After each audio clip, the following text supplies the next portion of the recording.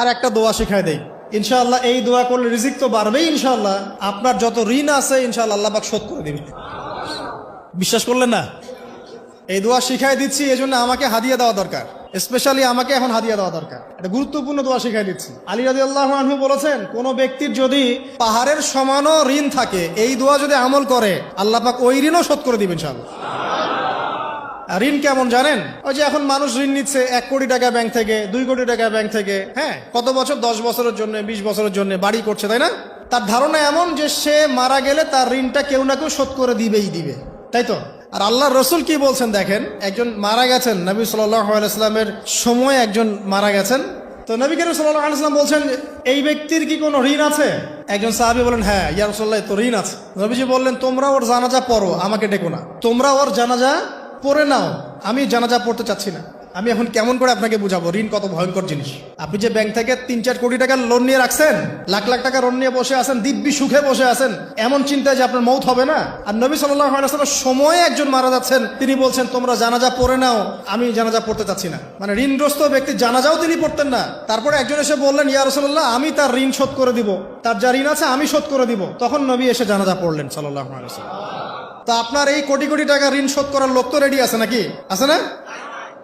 সমস্যা নেই, আপনার জানাজা পড়া হবে, আপনার মিলাদও হবে, আপনার একটা বড়সড় দোয়াও হবে ইনশাআল্লাহ। কিন্তু আল্লাহ পাক বলেছেন যে শহীদ, আল্লাহর পথে যুদ্ধ করে শহীদ হয়েছে, এই ব্যক্তির আত্মাও ঝুলে থাকে যতক্ষণ পর্যন্ত না তার ঋণটা শোধ করা হয়।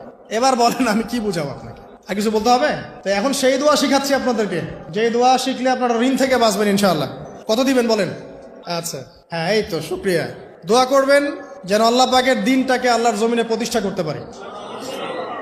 আমার সাথে বলেন, দোয়াটা হচ্ছে, আল্লাহুম্মা ইকফিনি বিহালালিকা আন হারামিকা ওয়া আগনিনি বিফদলিকা আম্মান সিওয়াকা।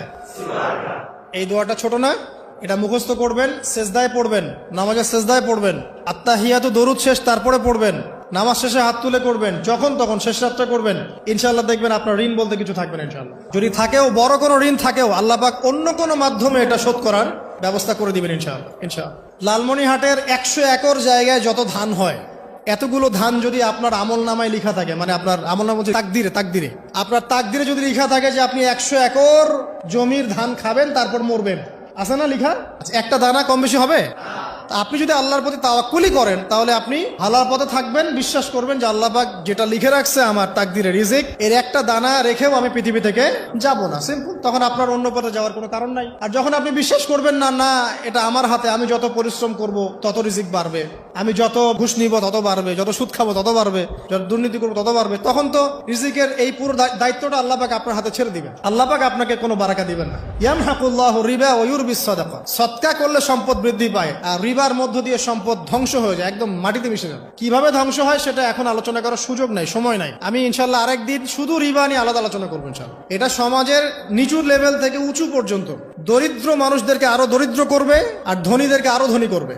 সম্পদ এক শ্রেণীর মানুষের হাতে গিয়ে জমা হয়ে যাবে, সবার হাতে সম্পদ এভাবে সার্কুলেট করতে থাকবে না। আর যখন আপনি জাকাত ভিত্তিক অর্থনীতি চালু করবেন, সদকা করবেন, হালালে থাকবেন, ব্যবসা করবেন, তখন সম্পদ এক হাত থেকে আরেক হাতে ঘুরতে থাকবে। এটা এমনি বুঝবেন না, ইনশাআল্লাহ আরেকদিন বুঝাবো। আসেন, যে দারিদ্রতা দূর করতে চান, সচ্ছলতা চান, কয়েকটা কাজ করেন। এই যে বললাম, 1 নাম্বার সূরাতুল ওয়াকিয়া তেলাওয়াত করেন, 5 ওয়াক্ত নামাজ জামাতে পড়েন, ডেইলি কিছু সময়ের জন্য কোরআন তেলাওয়াত করেন, আর আল্লাহর কাছে রিজিক চান, জিকির বেশি বাড়ায় দেন। পারবেন না ইনশাআল্লাহ?